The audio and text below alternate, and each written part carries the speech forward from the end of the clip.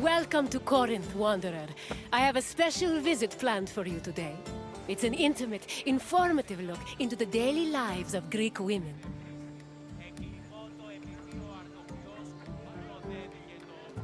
It's amazing what women could accomplish while men spend all day trying to out-debate each other at assembly meetings. Their work should be far more appreciated on the whole, but we're going to acknowledge that now. Corinth was one of the largest cities in ancient Greece. It had an estimated population of 90,000 in my times, and much of that population was made up of women. This tour will shine a light on those women and look at how they lived on a day-to-day basis. Look for me when you're done with your visit, and we can discuss things further.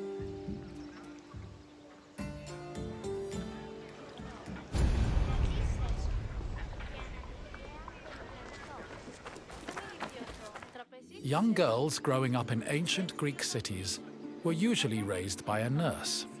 They mostly stayed in the women's quarters of the house, the gunaikon, where they spent their time spinning threads and weaving. While there is not much historical evidence of young girls at play, especially compared to boys, it was still known to happen. For example, an ancient terracotta group depicts two girls playing ephedrismos. This was a competition to see who could strike an upright rock from afar using a pebble or ball. The game's loser had to close their eyes and carry the victor until they managed to touch the same rock with their hands.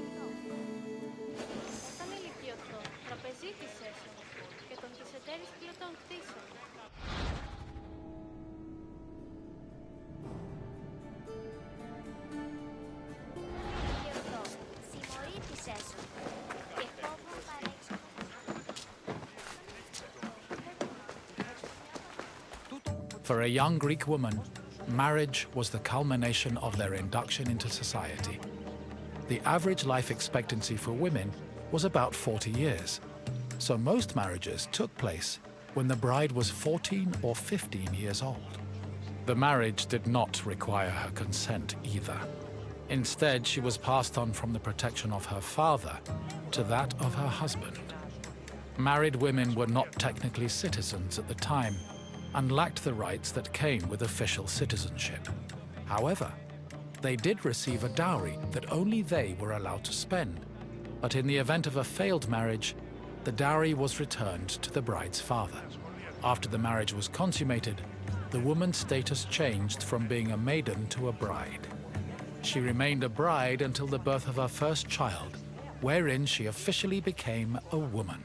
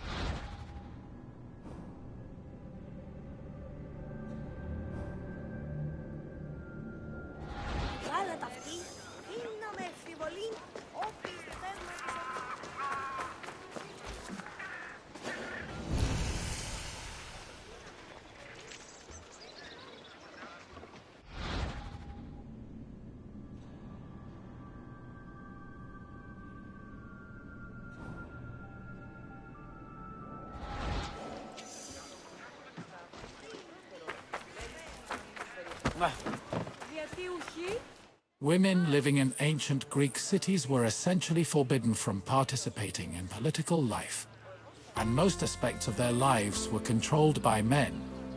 Their most important responsibilities were running the household and giving birth to children, preferably boys. Most of the time, women's excursions outside of the house were limited to visiting other female neighbors, as per custom. The few exceptions to this strict rule were weddings, funerals, and religious festivals involving women in prominent public roles.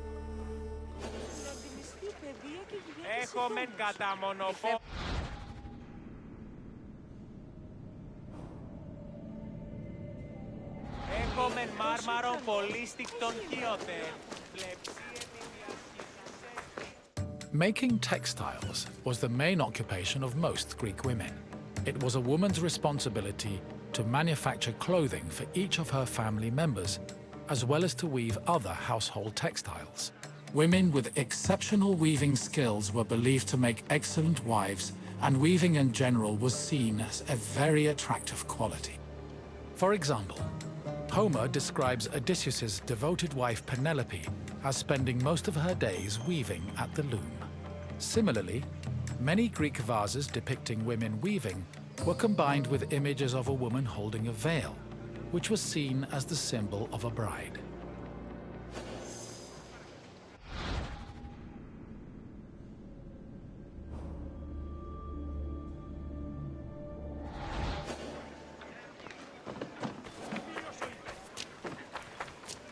Ancient Greek women cooked in their house's kitchen area.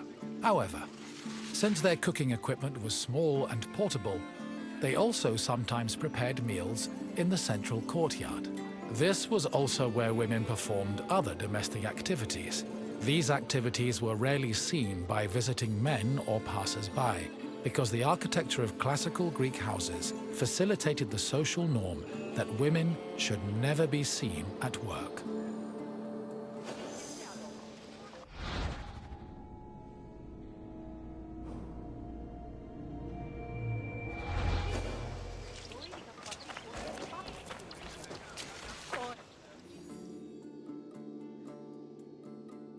The historian Strabo relays that the Temple of Aphrodite was one of Corinth's most famous landmarks. This was largely due to the temple's female patrons. These hetairai, as they were called, were donated to the goddess by both men and women. According to Strabo, the Temple of Aphrodite contributed greatly to Corinth's wealth. The hetairai were the temple's main attraction, and many visitors came to Corinth in search of their company, for which they spent frequently and frivolously.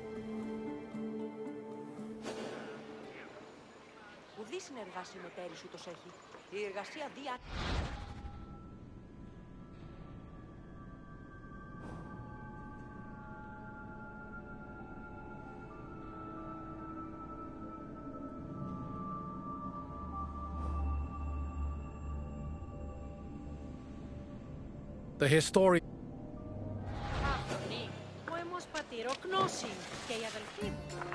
Hello again, Wanderer. I hope your visit was an interesting one. Greek women lived very restricted lives compared to men, but throughout it all, they held on to their strength and dignity. Is there anything else you'd like to do? Feeling up for a test? Excellent! Let's begin with an easier question. What was the name of the women's quarters in a Greek home?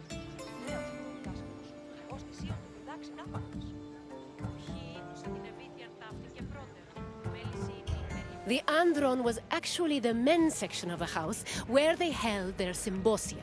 Try another answer.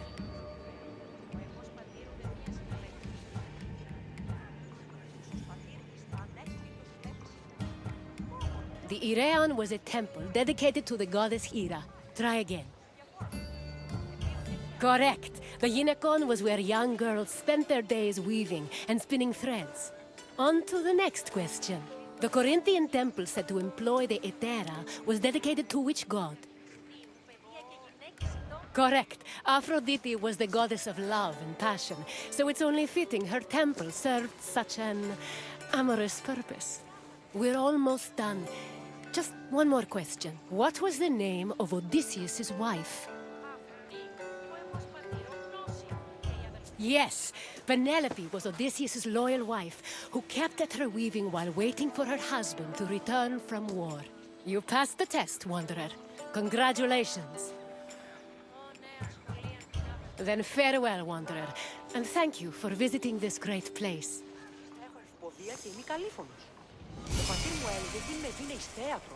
Είδη τούτου των εκπληκτικών άνθρωπων, σπουδαίος χοροδιδάσκαλος.